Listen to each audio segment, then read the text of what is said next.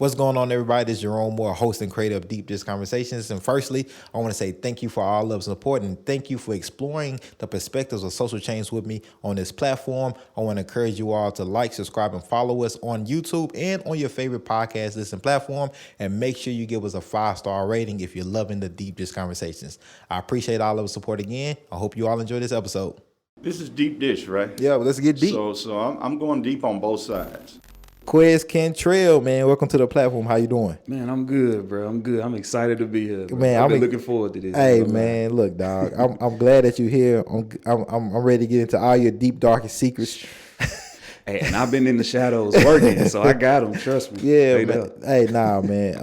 One, we love to give people their flowers, man. So I'm gonna give you yours now, man. Just I appreciate what you represent for the city, for the music culture, your music, the artwork of just what you do, the topics that you cover and how they cover. And I appreciate the opportunity to have been a part of some of the things you got coming out with your last project. Yeah. That you did. Can't wait for people to see that. Check that out. Yeah. But man, how's life been, man?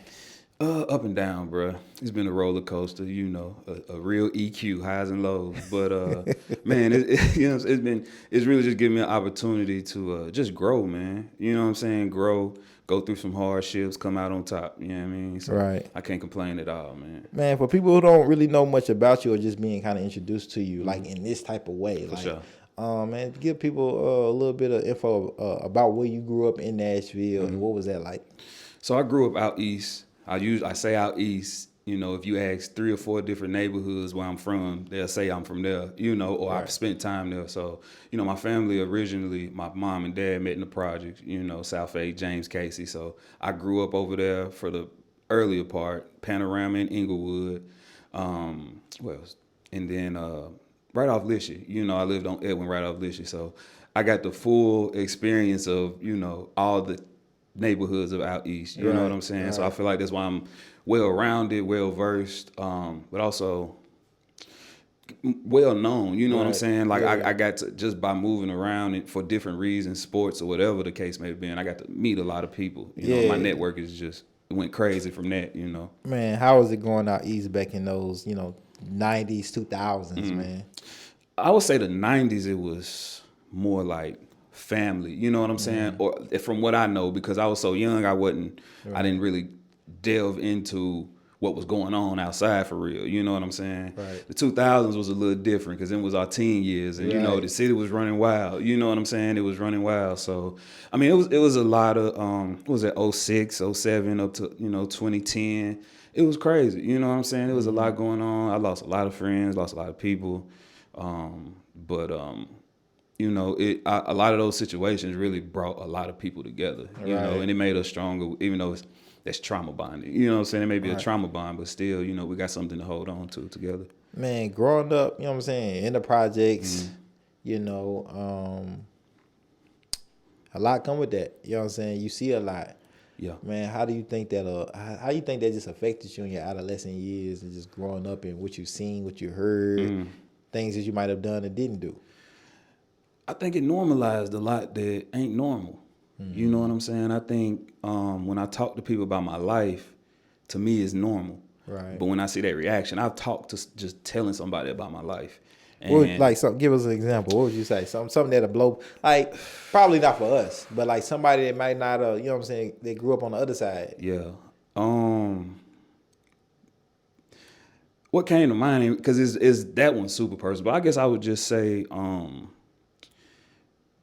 been shot at, I've been around shootings, I've been around all the deals. I done seen every drug there is. I done seen the walls stacked full of money, you know, and I'm talking about before I'm 10. Right. You know what I'm saying? So I think it really, like I said, it just normalized shit, and it kind of, so when I see people and I tell them my story, I was telling one of my about, really just, it was about a string of things, how my father went to prison, and then came home, and then him and my older brother went to prison in my freshman year of college, both of them, you know what I'm saying? And my younger brother, he's a football star in the city, well known, but he's also, known gangbanger, you know what I'm saying? He really ripping and running the street. So, and then telling people all of these dynamics, it's so many, I feel like to tell my story, I don't even know if I'd be able to because there's so much to it. You know what I'm saying? Right. Just because of my connections to other people that I'm an empath, so I feel what they feel. Plus, their hardships are my hardships because they go through something. I'm kind of picking it up. You know what I mean?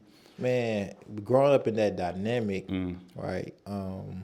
Did you ever feel pressure, or did you ever feel like you wanted to go a particular route? I feel like I was supposed to. Yeah. In the beginning, I feel like, it's like I feel like the Waltons, the own Walmart, they don't grow up thinking about working at Target. Right. You know what I'm saying? They grow up thinking about the family business, what they see everybody do. And I can literally say that I didn't have anybody push that on me. My parents, my dad, uncles, cousins, everybody told me that you don't have to do that. You don't have to feel pressure or the pull, but you feel the pull. It's kind of like gravity because you're around it. You're known for that. So you see you out, you're gonna run into your father's people, your brother's people, and you mingle in there, you feel me? And you feel that obligation to do that. So my whole life, I really felt that pull to just be a part of, you know what I'm saying? The streets, you know what I mean? And everything that come with it. And I had to like consciously, probably around 13, 14, make a decision to say that I got to do something to change my family. Like, I really want to get my pops out the streets. So that when he come home from prison, I'm 13, he in prison. When he come home from prison, he ain't got to do this, my big brother, even when he went to prison. And so this is from 13 to me now, 32. And that dream shattered probably around 28, well, my dad passed when I was 23. Younger brother passed when I was 28. You know what I mean? So that was that shit was tough. Damn, man. That's crazy at that age. You had the cognitive maturity to say, man, it's like something got to change. Yeah. And they got to start with me. And I think they told me that though.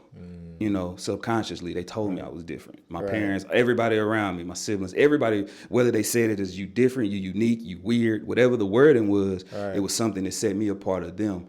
You know what I'm saying? But I was raised in the same household, so I got the same temper. You know what I'm saying? I saw the same things my brother saw. We got the same trauma, same pain. But one of us took it to the streets. I mean, to the streets and then to prison. One of us took it to the streets and then to the grave. And then, I went from, not necessarily, we all ripped and ran the streets, you know what I mean? But it was more so of, I just knew I was going to go to college. One of my cousins got a story that she said I was like 10 years old and she just woke up in the middle of the night, 2 a.m, and she like, what are you doing up? And she said, I asked her, how many credits do you need to graduate college? And I was like 10, 11 years old. You know what I'm saying? And she said she was just like, that day I just knew it was something. I don't know what it was, but like, because I had never heard, I might have been younger than that. You know what I'm saying? But her letting me know that, I didn't remember it. I was like, damn, there's always been something there that was seeking other avenues. You know what I mean? Man, that's wild, man. Yeah. So pivoting to music, right? You have all of these like crazy dynamics, right? Yeah. So when did you start realizing like you can put a lot of this trauma, this dynamic experience, lived experience, this joy too, right? This knowledge and this things you're picking up. When did you realize that like the art form of like rap is something that you could start like kind of release? For sure. Release a lot of stuff that you had in that art form. I would say probably around 9 or 10 years old. When I was younger, I had a cousin who he was just the cool. He was cool. He was when he drew everything. He could draw any shoe, any artist. He had every Martin episode tape. You know what I'm saying? He was a cousin that introduced us to culture. So, we would go around him. That's the first time I ever heard myself on playback, where just rapping through the karaoke machine. He recorded. I'm like, wow, that's me. That's what I sound like this time. Terrible. You know what I'm saying? And I think so from that point and through school, I would always rap. Beating on the table. I was, you know what I'm saying? I was a part of that group all the way through school, you feel me? And I was a part of that group all the way through school. Damn, I went blank. What was we talking about? I knew I was what kind of led you to, start music? Yeah. So around 13, 7th, 8th grade. I ended up going over one of my homies' house, Stanley. Shout out to Stanley, Young Blue. Blue, Yeah. That's the famo. That's the fam out in California. I've been out there to record with him, but the first time I ever recorded was in his bedroom, and I asked my mama, could I go over his house for the weekend? My mama was skeptical because she don't know people, she don't trust people, you know what I mean? Yeah. But we went over there, we made like 3 songs that weekend, you know what I mean? And I was just kind of hooked from there, bro. It was like, and I wrote, even in those songs, I think one of the songs was actually about my dad being in prison. You know what I'm saying? I think I wrote to Through the Wire, and I used Song Cry, the hook, and I just switched the words up to make it more specific for me. Right. You know what I'm saying? But I was 13 writing about pretty much what I'm writing now. You know what I'm saying? And so it was a period you went to Austin P. Computer science. Yeah, computer science double major. Double major, and like you started, doing, web development, websites and stuff like that. During that time, was you still kind of focused on music, or was you one foot in, one foot out? I was no feet in. So 13 started. I would say around 15, 16, I just got hooked on football. You know what I'm saying? I came in, went to Hunters Lane, started, made all state, all city, Hume Award winner in the city, which is a big thing in Nashville, you know what I'm saying? And all of those things. So my focus wasn't really on that, but I always wrote. I done always been a writer, you know what I'm saying? I used to have rap books of other rappers' raps, you know what I mean? I would sit down and write a Tupac song word for word, you know what I mean? Kanye West, Jay-Z, I would do that. So I always had that, but it was more so me, like even coming out of school and getting into web development, I done it for artists. You know what I'm saying? I done it for Petty. I done it for Stan. I do it for AC. I done it for AC Noel. You know what I'm saying? I've been able to work with some of these people. So my network in that industry grew. So it kind of showed itself to me that like, damn, this is possible. I could really do something with this if I want. Right. And once I sat down, started writing, it kind of just flowed. It's like everything, like a dam. It's like everything that I had been wanting, because I wasn't, I would write raps here and there, but it wasn't about how I was feeling. It was about, damn, that's a hard bar. Right. You know what I'm saying? It was the punchline, New York punchline rap. But once I got more into like writing, just regardless of what the bar is, what am I saying? You know what I'm saying? And once I got into that, and I wrote my first song, which was Max Contracts, and that I was like, okay, that's cool. You know what I'm saying? Next song I wrote 9. You know what I mean? And then from there, it was just a snowball effect that kept going. I was hooked after that. You know what I'm saying? 'Cause I was like, I was enjoying it. You feel me? I'm a fan of music. So I was like, man, if I enjoy this, I feel like other people can too. Yeah. You know? So that made me take. Plus, I felt the pull to do it. Like, I know a lot of people say this, but I feel like this is what God called me to do. Right. You know what I'm saying? For so many reasons. And it just made sense. And it showed itself to me. The vision showed itself to me, and it was my job to put it into words and show it to the world. Right. You know what I mean? Right. Yeah. And so you went all the way in. What year is this?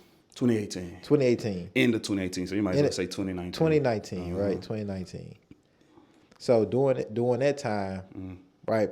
Like your father had passed away. Your brother had passed away. Not yet. Not yet. Your brother had passed away. He passed July of 2019. 2019. So a year. So I was probably, so that's 7 months, so 8 months, 9 months into just writing, not even letting anybody know I'm doing this though. Right. I'm just writing. You know what I'm saying? How's that tragedy, man? Prior and after you started really writing, how did that affect your art form and where you was mentally, and what did you start writing about? I wrote a lot about death, a lot about loss. But I would say prior to that, I felt like I was seeing something other than corporate America for the first time. That was me. It was the first time that I could feel like I was showing the world who Quez is, Really, not just like the accomplishments. I graduated, I'm this, I'm a father, I'm a son, but like who am I at the core of it? You know what I'm saying? That's an answer I'm still trying to figure out today. But so before, it was just like trying, like, okay, I think I can do it. But when my brother passed, I had like such a breakdown that was the only thing that made me feel okay. Even, and this is, a lot of people probably won't understand this. I'm a father. I love my daughter to death, but I couldn't get that joy. I didn't get the joy from her. Wow. You know what I'm saying? Yeah. It actually made me feel more pain because she knows her uncle. Right. She talks to me about her uncle. You dig what I'm saying? Yeah. So her and the rest of my nieces and nephews had to experience that too. So I took a lot of that on myself, a lot. And I started doing a lot of self-destructive things to keep myself docile because I was so angry. I was so angry, bro. I was angry to a point I ain't been before. You know what I'm saying? And that scared me because once you get there, you know you can get there. Right. And even to make the decision in my head to say, I know what I'm finna do because of that. Right. It wasn't no question about it. You dig what I'm saying? Right. And to walk myself back from that and the guilt that you feel because I got a daughter and I was finna throw it all away. Right. I got a family at home that I'm taking care of and I was finna throw it all away. Right. So it's layers. It's the pain. It's the trauma. It's the anger. It's the guilt. It's so many layers to it because of the connections. I got to look at my mom deal with it. Right. I got my other brother in prison and he's dealing with it by himself. Right. You dig what I'm saying? Everybody in my family was dealing with it. My internal household dealt with it because how hard I took it. Right. So it made my relationship hard. It made it hard to be a parent. It made it hard for me to go to work. You know what I'm saying? I became a completely different person. But musically, it just put something in me, bro. And, you know, from 2019 to this point, recently I've taken a little more of a break or given myself more time to break. But as soon as that happened, I hit the ground running. And I ain't take time to heal. I didn't take time to grieve. I didn't take time to do nothing that I need to do for that. Right. I just put it all into this because that was the only thing making me feel okay. So would you say even today, like, you still not fully healed from that situation? Not at all. I don't think I've ever healed from anything because I don't know what healing is. I don't have the playbook. I'm learning now because what I thought healing was is when I'm not sad about it anymore, I'm good. Right. When I can go a day and I didn't cry about it, I'm good. Right. And then the next week, I take a complete dive and I'm rock bottom again. And I'm just laying there in my thoughts, not showering, not cleaning up, not feeding myself. I got down to like 205 at one point. And at the highest, I was 295. Right now, I'm 225. You know what I mean? Right. But I got down to 205. People telling me, you look sick. My eyes always look a certain way. I was smoking so much. So my mouth, my face, everything just looked off about me. And I could see the pain that I was bringing to myself. You know what I'm saying? Damn. Yeah. Man, how did you bounce back and recover from that? Like, was it a support, you know what I'm saying, system? Was it you kind of just having to figure it out on your own? You know, a lot of people, you know, go to therapy. Like, so what was your therapy? At the time, it was just the music. Music and marijuana. That was it. That's all it was, music and marijuana. That sounds like a track right there. Yeah, it do. And it probably is going to be one. Yeah, I just caught that. You know what I'm saying? But that's all it was for me, man. And I just literally sat on my patio every day with my headphones in and just smoked and wrote as much as I could until I was tired. You know what I mean? And I'm a father, so just imagine I'm sitting out here on the patio doing this the whole time. You know, my daughter's been taken care of in the house and I'm just stuck. You know what I'm saying? Damn. And that was a hard time, bro, for me because it's like I want to do everything that I can, be there for everybody, which when it happened, I was. Right. And that's kind of what made me break so much because I didn't take that second to just check in with me and see how I was doing. Right. You know what I'm saying? And like, because we're not taught that. We kind of just taught like, suck it up, next man up, go play ball. You know what I mean? Right. And that was kind of what happened with me over those following months. But the raps became like, even on 9, the first project, the entire project was wrote before my brother passed away, with the exception of one verse, the second verse of Creeping at My Window. You know, at first they would knock, now they ringing. That's how I keep heads. I stay ahead when I done picked up some new demons through this little turbulent season. You know what I'm talking about? Grieving, you feel me? So it's like, it hit in a different way and it poured out of me and it made me more aggressive. I got to pour that aggression into something. Right. So I became like a gorilla on some tracks. That second verse on Creeping at My Window, I let it all out. Right. You feel me? And you can tell. You know what I mean? Man, so you 2 feet in now. You all the way into music at this point. Yes, sir. Man, what is the responses that you're getting from peers, friends, just the streets, the community in general? Like, what are the responses? Like what grade are people giving you at this time? What grade are you giving yourself? I don't even think I was grading my paper yet. I think I was still studying for the test, in my mind. Yeah. But I put it out there. Like the first thing I done was a middle child freestyle with J. Cole. And that I was just literally one day I'm finna go to what's called. I heard the song and I connected to it because I'm a middle child. Right. Me and I'm too. like, damn. Middle child. Yep. Yeah, that you know what I'm saying. So it's like I'm listening to him. I honestly I probably got about halfway through the song, and I said, all right. I just stopped listening to him and I'm rapping in my head. Yeah. And then I'm looking for the instrument. It came out that day. Instrumental ain't out. Came out the next day. Went and got it, wrote it, recorded it in the car, and it kind of just like it spread from there because it's like this is the first time people ever saw me in that light. Some people never heard me talk up to that point. You know what I'm saying? Like some people never even heard my voice or heard me just communicated with me, So that was a shock to people. But it was all positive feedback because what I was saying in there, it was more so people shocked. They was like, bro, I know you. I know your people. You didn't tell one lie in that song. You didn't tell, you wrote all y'all life story. My whole family was kind of shocked because they like, nah, that's true. That's what it is. You know what I'm saying? So it was all positive. And then I started doing a little more freestyles here and there. And then every one of them was still like up to par. So the streets was kind of just like, okay, Quez doing music. You know what I'm saying? And that kind of carried on till the project came out. When the project came out, my brother, he was locked up in the feds, but he got to listen to it in there, passing it around to the inmates in there. So the day it came out, I got more attention from federal prison and people calling me and telling me like, dawg. One dude called me, he said, man, bro, I ain't listened to no music in probably from the last 15 years just because I don't like what they talking about.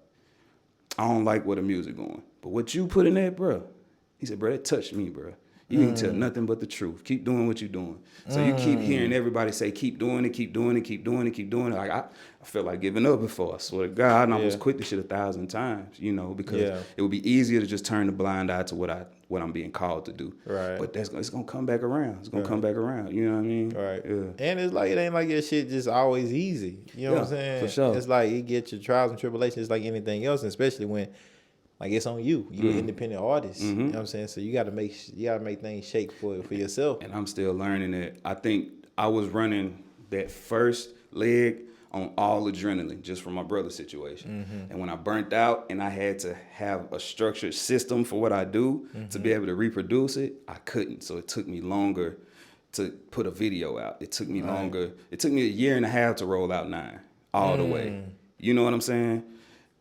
But that made me it touched so many more people than it would have if I would have stopped that first month. Right. I went to LA out there passing out CDs. It's people actually listening to my music. Right. I'm sitting having conversations. They play it in their car in front of me. Right. Gang bang. You know what I mean? Right. Niggas tatted. One dude just got out that day, gave him the CD. He played it right in front of me, came back, we was at Denny's. He said, nah, bro, you nice, bro. Where you from? Follow me and all that. So it's like, that showed me that it wasn't a communal thing. Right. My community can empower me because they're gonna empower because they feel like you empower the community if you empower the person. You dig what I'm saying? But these are people on the other side of the country. You know what I mean? You back in it, you traveling the West Coast, passing out your CDs and everything. You coming back to the city, and Nashville has a unique relationship with rap, hip hop, right? Historically, for sure. That's the black period. Yeah, just black. Yeah, just culture, anything blackness, and everything. I like to say, everything like we population wise, right? We're a white city, but we're really a black city. You know what I'm saying? I feel like the artist, there's so many artists preaching that message right now. Yeah. You know what I'm saying? That's what 9 was. It was just talking straight to blackness about living in this overbearing whiteness that we live in. Right. And so being in music now, really all the way in, when did you start to realize like kind of some of the difficulties of trying to pretty much like break through that country music ceiling cloud and really like, damn, like, all right, well, I know Memphis and Atlanta right down the street, but they artists ain't that It ain't like that. It ain't like they just conclusively just better than us. For sure. Right? Like that. Like so. What? So it's like, damn, what's going on here? And so when did you start to realize like this kind of vortex that all hip hop black artists have to kind of deal with here in Nashville? Way before I was an artist. Really? Like, I grew up in Nashville hip-hop culture, going all the way back to South 8 Mafia. Right. You feel me? My pops used to have boxes of South 8 Mafia merch at our house. And my little brother stole a hat, South 8 Mafia hat, took it to the skating ring, and got us pulled out. Because we was in there throwing up South 8. You know what I'm saying? So it's like, it goes back to that. But then I come up and I work in the street team for El Roy the Boy, my sophomore year of high school. So I'm wearing the El Roy the Boy t-shirts, selling CDs. I done been seeing the game the whole time. And I think once I started, I came back to the city and, me and Petty really kind of like, I came back to the city and was able to do the computer, the website and that type stuff. So I was able to be around the conversations a little more. I was able to see the hardships that they have, like getting a venue. Just getting anything from that side, everything has to be in-house and created upon ourselves because we don't have access to the machine that is literally in our backyard. That shit is crazy to me. You know what I mean? So what have been some of the ways that you've seen or even done so yourself to navigate, like just pretty much just straight out kind of just neglect, discrimination, that the industry here, the system here has kind of just perpetuated? I was just honest from the jump. I ain't come out trying to make friends. I just told the truth of what I know to be true here from my experience. And I knew if I done that, I would speak your experience and anybody black's experience. Right. And they don't have to be from Nashville, but if they understand the Nashville culture, they'll know that he telling the truth. Right. This is what we experience. And it goes beyond music. It's in politics. It's in the education system. Right. It's in policing. It's in housing. Right. It's literally and I learned about racism on many, many levels in college.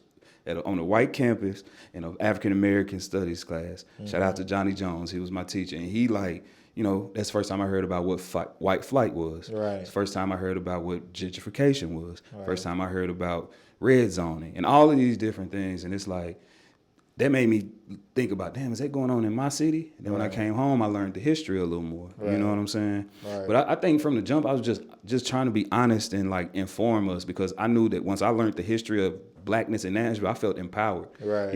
I felt more connect. I didn't feel a connection to the city. I felt a connection to the people before. Right. You know what I'm saying? Now that I understand what really happened to us, how this shit was stolen right under our feet, right? How the cool was stolen right under our feet and capitalized on. It made me angry, but it made me want to just tell more truth. Right. You know what I'm saying? And be like, it's almost like vulgar with the truth. You know what I'm saying? Blatant, over, like, I don't care how you feel about it, because sometimes we so hands off with racism. We try to be, we need to attack it head on. Right. You know what I'm saying? It ain't nothing but a conversation. You may not agree, but once you hear me, you're going to understand. Right. You know? And you can disagree but understand somebody. For sure. For those out there that's watching and listening, it's okay to disagree, but you can still understand. Bro, this time. God. Man, they almost make you, afraid to have an opinion. Yeah. Like, I wholeheartedly believe that I might not agree with you, but I could understand where you're coming from if we have a conversation. And I'm open to listen. Yeah. Right? And I can say, well, Quez, I don't always agree with you, but based on what you told me, I now understand why you feel the way you do and have your opinion. For sure. And that's cool. And vice versa. Right? And that's all we should do as people. That's all. And not me hate you because you think something different than me. That is crazy. That's easy to do too. That's why people do it. It's easy. It's easy. It's real easy. It's easy to fall in line. It's easy to fall in line, and it is hard to really challenge yourself and reflect on your own lack of perspective and exposure. Accountability. Say, man, I didn't know that. Yeah, I was completely wrong about that. Or just want to listen, right? A lot of people like to talk. Yeah. Well, most people like, you sit back and listen, then you have a better understanding. Then you can communicate whatever you choose to communicate in a more articulate way. Yeah. Where it can be a conversation instead of a debate or argument. Even if you do agree, you can disagree. It can still be a conversation, a wholesome, healthy. Even it can still be tense. Yeah. It can be a healthy tense. Yeah. And go on from there. And so being in the core of the hip hop scene here, what are some of the conversations that you've been a part of or that you're hearing about like where the hip hop scene is going, where the hip hop community, what should we be doing, how are people building together? Because I think it's powers in numbers, it's people power. And I think a lot of times Nashville, you know, within our own city and our own culture, we always hear like, oh, people don't want to work together, which I think is mostly false than true. Yeah. Or, you know, people just want to do stuff on their side of town. And that, you know what I'm saying, that might be true and false. Yeah. But I feel like we hear about all the tension and how people don't want to work together, or not want to work together because that gets clicks and stuff. But like I'm more interested in like how people building to alleviate that narrative and build a different narrative, and kind of where do you see that going? Yeah, I think everybody just realizes that like it's a hell of an opportunity right now. It's a lot of attention on Nashville hip hop, and I feel like we were part of the ones who came up at first. Said it's a renaissance. We've been calling this Nashville hip hop scene a renaissance since 2010, right. 2011, 2012, 2013. Like, you know, we was back then saying that it was coming. And that's when, now it's blown up. We got the younger generations coming up that's got literally dope artists, you feel me? And, you know, I mean, there is some truth to like some people not wanting to work with certain people. But that's everywhere though. Yeah, that's with everything though. That's okay. But I feel like from the main thing, that's you got people, you got, who is it? You know, you got Tribe, you know, Third Eye Tribe. You got 10, you feel me? You got what's the other one? It was just on the 6-1 Tribe. You know what I'm saying? I mixed it. You got 6-1 Tribe, then you got Third Eye. And yeah, but you know, so you got these collectives of people who come together and they go further. They push the narrative. And I'm still trying to figure that out on myself on how to be a part of just how to work with people, because I feel like I'm still a new artist, even though I've been doing this I came out during the pandemic. Right. So I didn't get to jump straight in it and go and experience all this because the world shut down. I got to sit back and learn how to become a rapper and an artist, and then how to put that together in the real world, you know. So, but yeah, I think the collective idea or the collective identity is starting to shape itself. It's not one sound. It's more just quality music at the end of the day. I think everybody makes their own quality of their own story, and we all can validate it because, you know, growing up here, the city's big and small. You dig what I'm saying? So we all have a lot of the same experiences. Man, do you feel like I can't remember who said it, but it was in the article that I read. It was like, hey, Nashville doesn't really have a sound like a hip hop. Like we don't like everybody's uniquely do it. We got which benefits us, right? But I think it could also hurt us. For sure. That's my perspective. Because like, you know, a lot of cities have like Atlanta, we know Atlanta sound. Memphis, we know like yeah. And it seems like Nashville sound, like I feel like we battling a lot of times because we have the quote unquote like backpack sound, conscious, like, and then we have street. Yeah. Right. And those two don't mesh well. They don't. We like, I've tried it. I've been on certain. I feel like I don't even want to say I'm on one side or the other. You know what I'm saying? I feel like I straddle the line a little bit. You in the middle. You know, I would say you in the middle. Yeah. So it's like I can be a part of this show or that show, and it can. You know what I'm saying? Right. But I don't think that's a bad thing. I think that, you know, we all grew up at the same centers. Right. You know, we all got a brother that's a thug. We all got a cousin that's a nerd. You know, we all got a cousin that's an artist. You know what I'm saying? We got all that. So, and it's all coming from the same institution of Nashville that we know. Right. You know what I mean? So, yeah. I think, man, I would like to challenge just our hip hop culture, man, to like kind of look at like use the diversity for good, and like. It don't have to be just because they a quote unquote backpack rapper.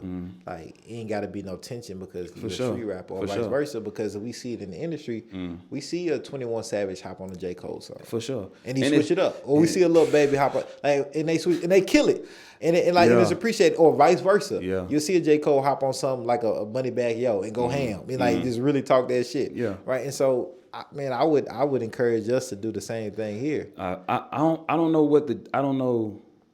what disconnect to point to for that reasoning. I think like, even if you look, it's just a difference in mentality, I guess I would say. You know what I'm saying? Right. You can even look back historically. You got like W.E.B. Du Bois and the Talented Tenth. You know what I'm saying? And it's like the difference between the bourgeoisie and the, you know what I mean, and this and that. So it's like you got those.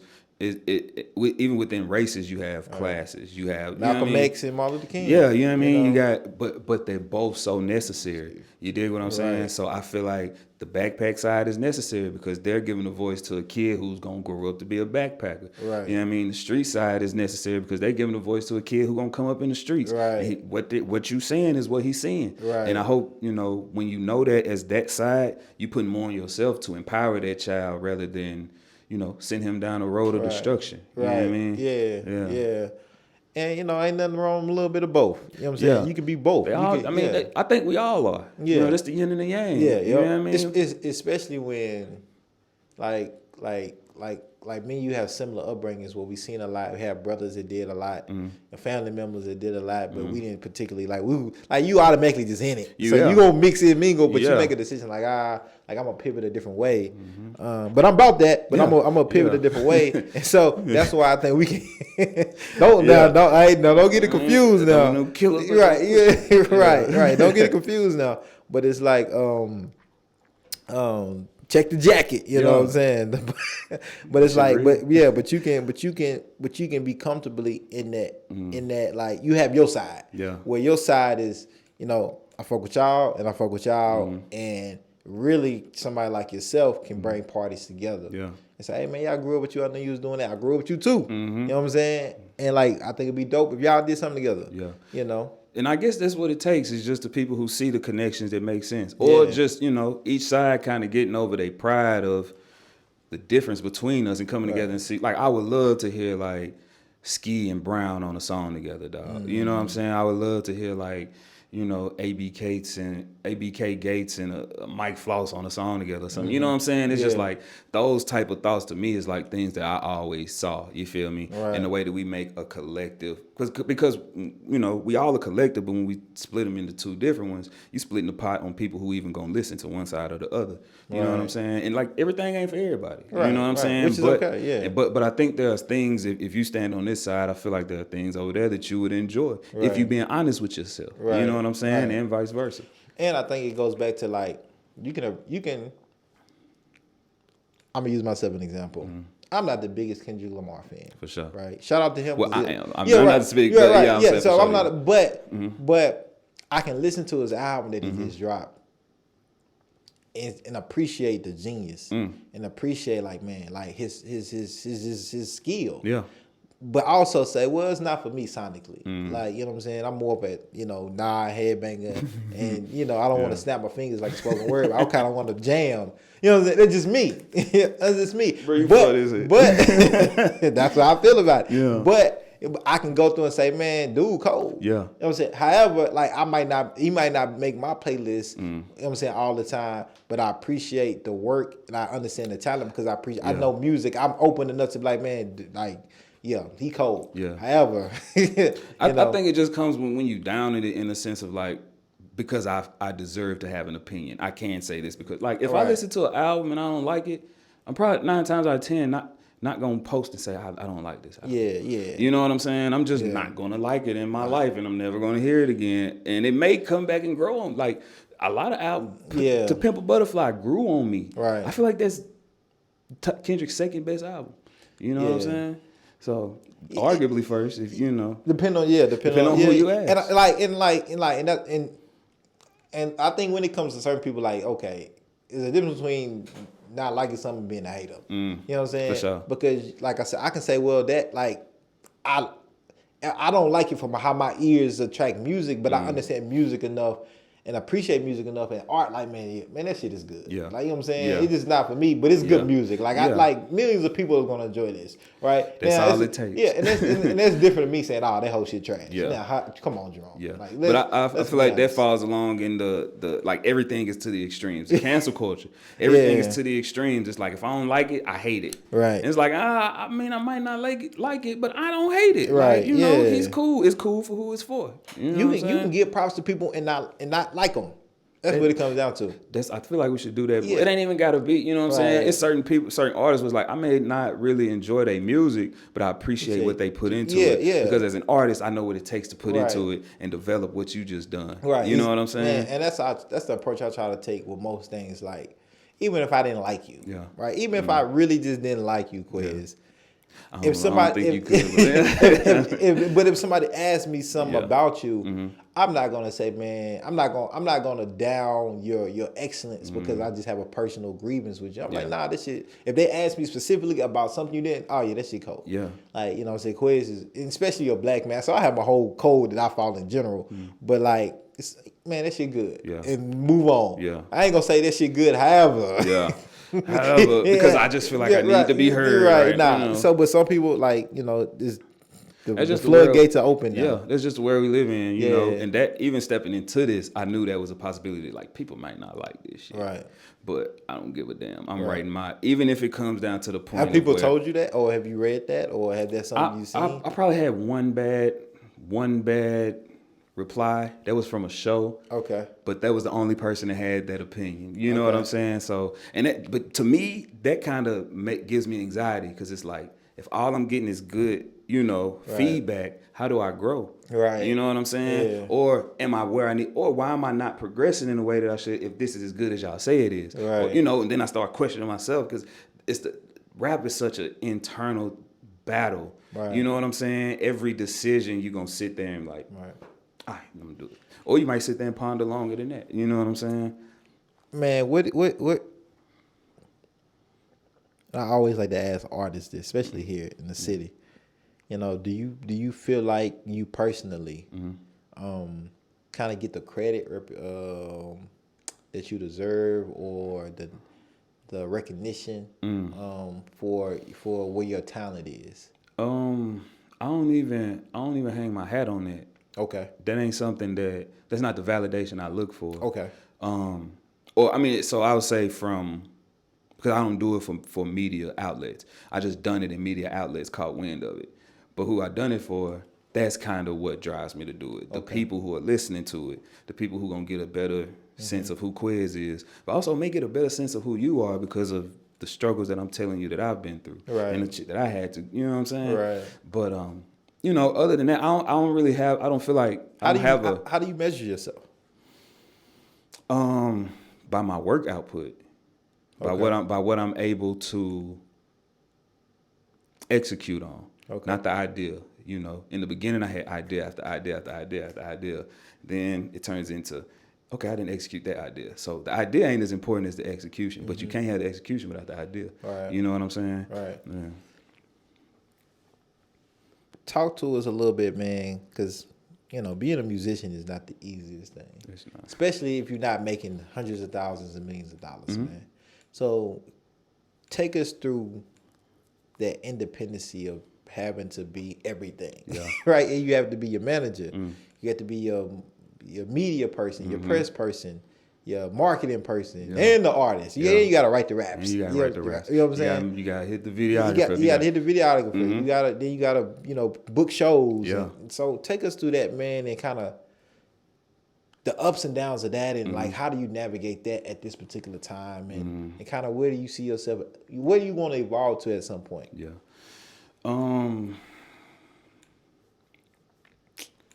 I feel like,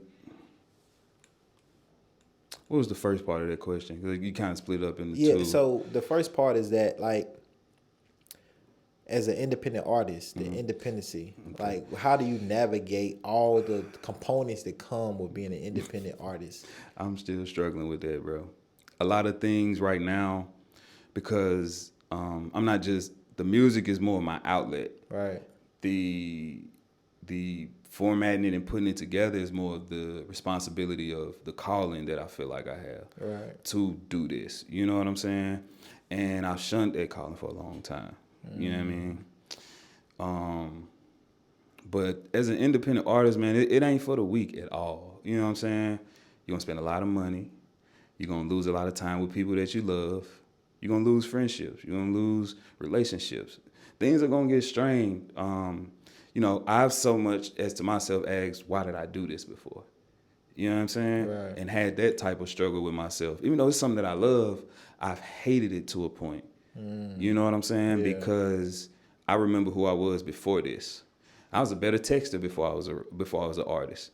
You know what I'm saying? Right. I was a lot more responsive. I was a lot more available. So this was the first time I gave myself to myself fully with something. You know what I'm saying? For myself. You dig? Right. And as like, man, it's just you just gotta want this shit at the end of the day. You know, you really gotta, because ain't nobody gonna call your phone and say, okay, well, how this looking, when everything is formatting from you, and then you gotta make the call. Right. You gotta push the initiative. You know what I'm saying? Right. It's just a lot more work. You know what I'm saying? It's a lot. It's like reading the book versus the audio book. Right. You know what I'm saying? The reading the book is different. When you're an independent artist, that's how much time it's gonna take. Right. Every single word, you got to learn this shit so that because you might get You gotta burnt. write the in book it. and read it. You gotta write the book and to print it. You gotta market it. You gotta brand. You gotta come up with a brand to sell it under. Like it's never ending, man. You know what I'm saying? But I think that kind of to me makes it exciting because I didn't know what this side consisted of. Right. So I challenge myself all the time. I get to challenge myself in this and be like, is this for me? You know what I'm saying? Right. I know I like it. I know I love doing it. I know people enjoy me doing it. But is this for me? Right. Can I form my life to still be able to do this comfortably in my household, not be in disarray? Right. Because I'm choosing to pursue something. You know what I'm saying? Right. Can I align this with my life and fit them seamlessly? You dig? And Right. I think as far as independence, that's been the hardest thing for me. Is just how do I still show up for who Quez has to be and who Quez Cantrell has to be. Right. You know what I'm saying? Man, what have you learned about yourself that you didn't know about yourself during this journey? I have a very big problem internally with self-talk and self-doubt. I think the self-doubt, and that's one of the things that because sports came easy. School, it was hard at points, but it was just the work. You know what I'm Right. saying? It came easy. This was the one thing that I have been so unsure of that I've even thought as to like, just question myself, should I be doing this? Is there something else I can be better serving doing? You know what I'm saying? You done heard we got enough rappers. We gotta, you know what I'm saying? But I feel like what I need to say and what I have to say, it has somebody that needs to hear it. You know what I mean? What makes you different? Because going to that, right? There's like a plethora of artists, right? Yeah. Especially in Nashville, right? People literally move here to be musicians, For sure. to be artists, right? All the time, every day. Every day, right? And so, what sets you apart from like your counterparts and your peers in this art form? I think just my journey in, I want to say my story, but like I ain't the only one that got the story I have. Right. I ain't the only one that's got the pain I have or the dynamic of the pain that I have. I would say just my journey to getting to this point and how that couldn't be predicted. You know what I'm saying? That I dropped my first project literally when I turned 30. You know what I'm saying? I think just the fact that I came up through doing web development. I came up through a service. You know what I'm saying? Right. I came up through helping people. You know what I mean? Right. And that's how I made the connections. I think, yeah. I mean, I gotta ask all artists this question. sure. Where you rank yourself? In what? That's a good question. Yeah. I mean, I'm gonna say we're gonna keep in Middle Tennessee. Even though we know people listen to your music all over the country. What do you rank your art form and what you do, how you do it, in whatever lane you feel like you're in? Where do you rank yourself in that as far as compared to other peers in that art form, in that lane, to what you do? I don't really rank comparatively. I think that's I see what you're saying. Competitively, not comparatively. Competitively. Where do you rank yourself competitively? Because it's a sport. Yeah. Like anything else, right? Yeah, for sure. I know, like, I want to be the best at this Yeah. community conversation. This, Yeah. and if somebody asks me, "What do you rank yourself?" Whether I believe it, whether it's true or not, I'm probably gonna say, well, I don't think nobody's doing it better than I'm doing it Yeah. at this current moment. But I think it's other people that I still have some learning to grow. Sure. I might not be the best in the world, Yeah. but I'm getting there, right? And Yeah. so from a competitive level, right? If you just like, you know what I'm saying, be honest. If you're honest with yourself, like, Yeah. Jerome, this is where I'm at. Like, Yeah. what would that response be? Knowing all the other talent that's out there, sure. right? Which is, you know, I mean, I think I'm up there with the top. okay. Especially in the city, it just, you know, Right. it's more about attention and numbers and analytics. Right. But Taking all that away. when you look at the art form, Right. I don't think there's many artists in the city that have done it in the way that I've been able to do it, Right. and just kind of come up in the way that I've been able to do it. And even like I feel like I'm just the only me here. Right. You know what I'm saying? And I feel like everybody should feel that way. But I mean, I feel like at what I do it with the best. Right. You know what I'm saying? If Yeah. I'm gonna be honest, and that's not just here, but that comes with the confidence, and that comes with if I'm doing the work. Right. You know what I'm saying? If I'm doing the work, I can sit here because I know what's coming. You know what I'm Right. saying? I know what's coming down the pipe. Right. So it's like I can say I'm here, but I'm trying to go.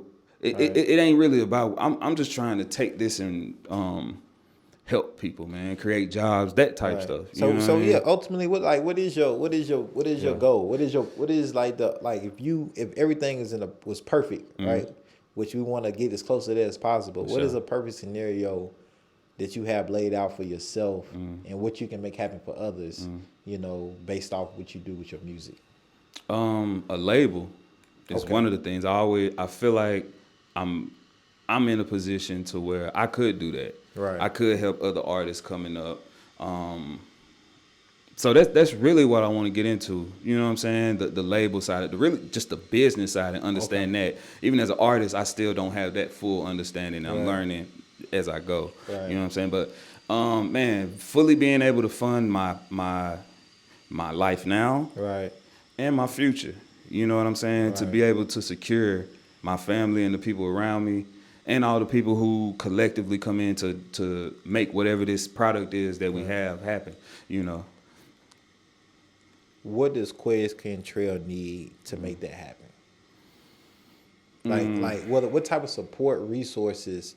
Because again, like we can't do it on our own. Yeah. Right. And there might be somebody watching and listening to this and might say, shit, like I have something, I have a resource, I have support. It's something that I can help that young man, you know, get further in his purpose. It's Information. Okay. That's the only thing I could use is information, because I mean, other than that, you know, everything would be a boost. You feel Right, me? yeah, Anything yeah. brought in would be a boost, especially if you have a skill. You know what I'm Right, saying? Or you right. have a network. Anything to come in like that would help. But I think just collectively, finally putting the pieces together for a team. Right. Who's this team, and what does everybody do, and what do we bring to the table, and how do we collectively? Because right now it's just me. I call, all right, I want to do this session, boom, and putting it together like that. Right. But to come together as a team and collectively grow whatever this is that we're growing, and give people opportunities that they can go on and do something else that they're the boss of. You know what I mean? Like, that's really it, just to grow up more bosses out here. Become a boss and grow bosses. Okay, bet. Man, so I want to give you a chance, man, to just touch on anything that we might didn't address. You know what I'm saying? Throughout the interview at this point, man. Anything that you wanna leave folks with, man. For sure. This is Mental Health Awareness Month, you know. So I guess I would touch on, you know, the last EP I dropped, In the Rough. And there's some honest music on there, man. I find it hard to listen to now. You know what I'm saying? Because it's just so honest and vulnerable. And sometimes, you know, even a person who's good at vulnerability may cringe at having to be vulnerable. You know what I'm saying? Because it's an uncomfortable feeling. But that project was all about, you know, I was going through a lot. I was dealing with a hard time, still grieving from my brother. And this is 2 years removed from the time. But I'm still pretty much in the same position of how I felt about that. Right. So I just sat down and wrote about it, bro. You know, ended up getting laid off last May. So it was just like things were stacking up. It felt like, and I had all of this pressure to produce music and to follow up 9. It's been a year and a half. I ain't got no music. I felt the pressure from all of that. And that project was really my like sorry for the wait. Right. You know what I'm saying? Like, I want to give y'all music in the best form, but I'm just not a healthy version of myself right now. Right. I didn't even enjoy 9. I didn't get the joy that I feel like I was supposed to because I was just grinding, going, Right. head down. And I look up and it's like, I don't even, like, I enjoy, I mean, I appreciate what we were able to do, but I want to be able to enjoy my music. I want to be Right. able to, I want to make music about my healing and not my hurt so much. Right. But right now you gotta get this hurt because that's what's Right. there, and the healing is in process. I'm like putting in the work to do that, and that's really what that project was about. Just really doing my shadow work, bro. Getting the time to myself. My therapist asked me, "Who is Quez?" Right. And I started to name I'm a father. She said, "No, those are roles. Right. Who is Quez? Who is Quez?" And I sat there for a minute. I said, "Man, I've always answered that question with that answer, with roles. Right. I didn't even know who to tell I was. Right. You know what I'm saying?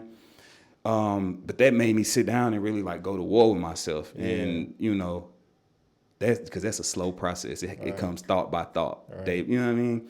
Healing it's a journey, and it's one of those things where it's like I said, I used to think that once I felt better, I'm good, and it's not that. You really trying to sew that sore up before you get another sore. Right. I use this analogy all the time that like, imagine you got a house and it rains and you get a flood from the roof. If you don't patch the flood from the roof, the house is it's gonna rain three days from now. Right. There's more rain in there. It's gonna rain a year from now. You never patch that hole up. That hole still is there. So you're still susceptible to the environment that's around you. Right. And then you got triggers, and then you don't understand these triggers. You don't understand all these things that you are dealing with, and you get frustrated. Right. And when you don't have understanding or you don't understand, you get frustrated, you lash out. Right. That's how hurt people. Right. You know what I'm saying? And that's what that project was for me. It was just me letting people know, 9, I came out, it was a little personal. I talked about myself a little, but I talked about the community around me, the tribe. That was talking about how I felt about interacting with the tribe over the years and all the pain that I had to endure. You know what I mean? Yeah, that was a hard album. I would encourage people to go check it out, and depending where you are, right? And I think I had told you this. Depending where you are, like where you are in life, like your track for your life might start at like 5. Yeah. But that was kind of the unique thing. Yeah. That I got from it. Yeah. Like, it's just like, because you're like, okay, I'm not at track 1. Okay. But you may be. But you may be. Yeah. Or you have already experienced it. Right. And you may be at the last track. And so that's what I really loved about it, man, because you took us through your evolution. Right. And While I was in it. While you was in it, allowed us to go through our revolution and point where we were and reflect, right, man. So that was like it was therapy, man. Yeah. It was like and I like that mix of like that jazzy but you had some head noggins in there too. Yeah, Kendrick I Lamar like should have took some notes. Even with the EPs, I don't like it to sound uniform. Yeah. Like I like to show range. Like on it's a 9, range. none of it sound the same. In the rough, no song sounds the same. You know what I mean? But they all come from me. And I told you, like, I knew you was good, but I know you was that good. You know what I'm saying? And that, man, what's so crazy is like, that's what gets me excited because people don't know what I have. Right. Yeah. People don't know what I got in the bag. Right. You know what I'm saying? Right. That's so what you got makes me coming, man? What's excited. like we got like when can we be expecting something else? You know what I'm saying? Don't make us wait another year and a half. This year, the album is coming this year. I started recording the album 2018. Was probably when the first songs were recorded. And then ever since then, I just kind of wrote songs. When I write a song that sounds like it aligns with the message of the album, I'll see, does it sonically fit in the mix? Right. Does it make sense with the story that I'm trying to tell? Right. And so right now I'm just in that process. I got it. I listened to it on the way here. So it's like I got the roughs done, but we got to get like.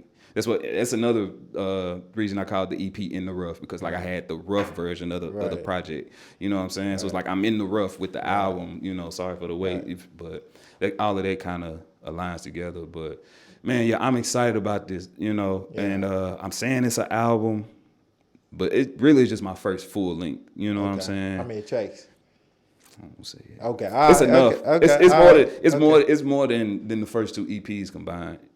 Oh, okay. So yeah, and it's the features. It's some features on there. Okay, you know what I'm saying? Hey, man, one day I'm trying to get a feature on the track, man. Gotta get like listen, bro. Let me do an interlude or something. I don't know. I need to be on something. Man, you just put a bug in my. Man, you already know we finna make it happen, bro. I need to be on something Collectively, man, I can see that. We definitely make something happen for sure. Hey, cause I taught Blue everything he knows. So. Shout out to Blue, man. Shout out to Blue. That's my. Oh, he done the session for one of the songs on the album. You know what I mean? So I went out there and worked with him for a little bit. You know what I mean? Okay. Yeah. So got to get in the big studio. Okay, LA with the vibe. Hey, you know what I mean? Hey, man, Blue out there doing his thing.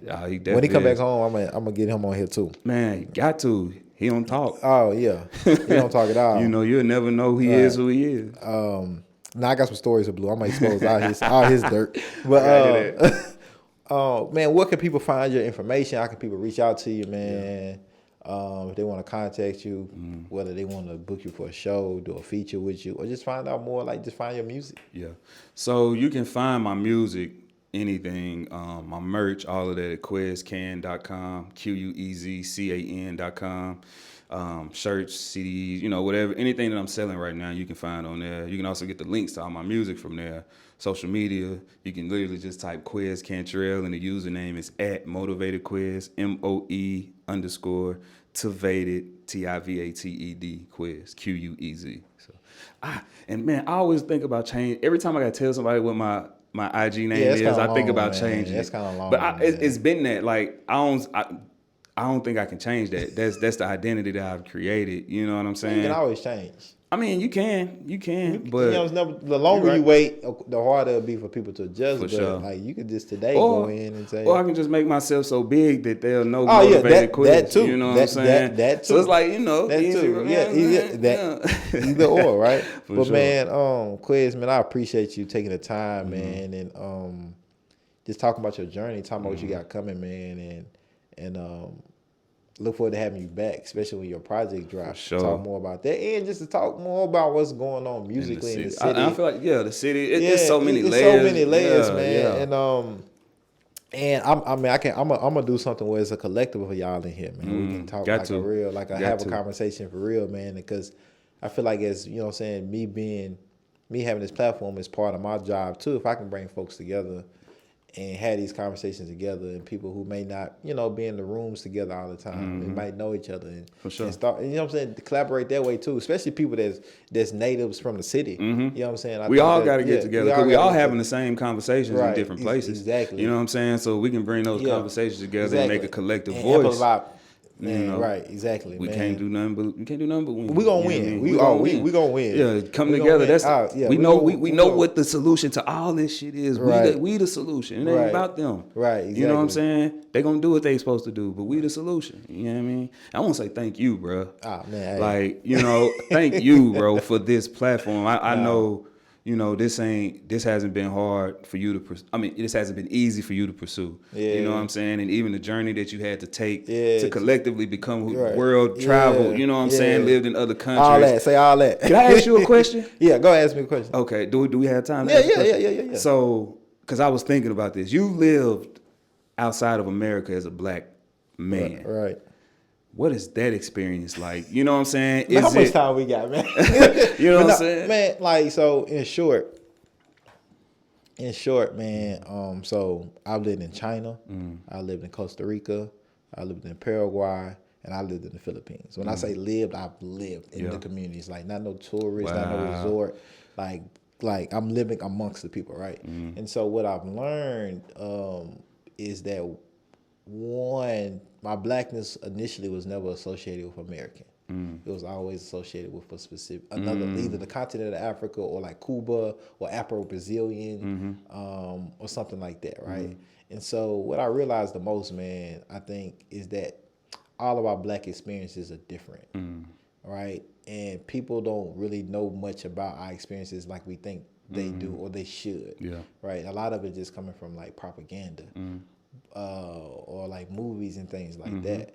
But man, I realized, man, I just really had to be more intentional about expanding my community bubble, because when you just grew up in North Nashville your whole life, that's a bubble. Your exposure, your perspective is limited. Yeah. And so what that traveling did was it expounded my exposure to allow me to think differently about people, about community, and really be able to understand and be a listener, right? And be a learner, right? And know that, like, man, they, like, everybody can face the same issues, but in a different way. And it's just so much more than just my own city, my own state, my own community that I want to touch, that I want to feel, that I want to know, whether I agree with it or not. I want to just be able to see it and witness it. To know it's real. To know it's real. And to just talk to other people, like, they speak different languages and they're going to communicate things differently, man. And so, like, and your blackness plays a role in that, right? Because you like, well, okay, like that color, what do they think about just darker skinned people? How does that relate to their culture? Yeah.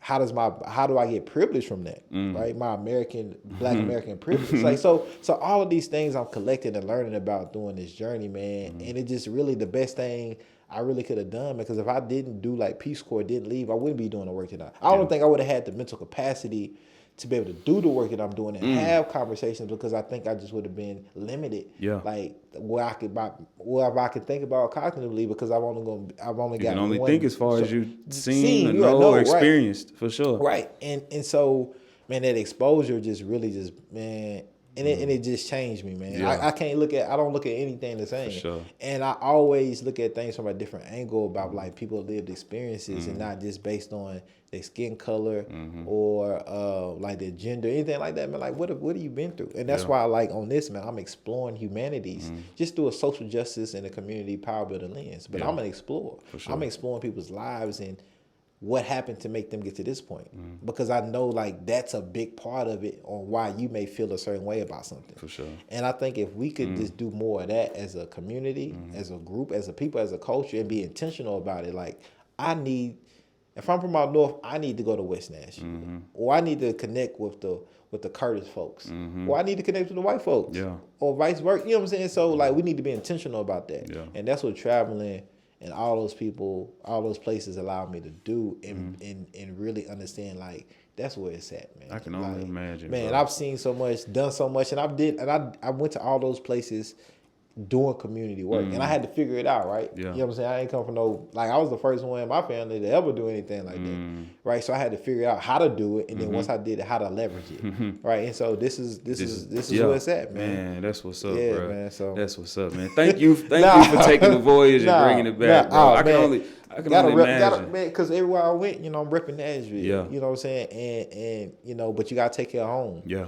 And it would have been easy for me just to be like, oh, I'm gonna stay in Costa Rica. I got papaya, coconuts in my backyard. You know, like literally, beach is a 5-minute walk. You know what I'm saying? I'm down the street to where they shot Jurassic Park. You know what I'm saying? Like, though, this is real life. I'm seeing humpback whales jump out the water. I'm swimming with a pod of 300 spotted dolphins. Wow, I'm swimming with them. And I'm from North Nashville. My mind, I couldn't even. Right. Like, So, but what made me even think I could do this was like in 2018 I started traveling, but I grew up with traveling anxiety from a bus, one of my buses catching on fire. So it's like, you know, but that expanded my mind. I had never thought about myself in relation to the world. I just thought about and I had a teacher, Miss Huntington. She said, be the change. She told me, be the change you want to see in the world, 10th grade.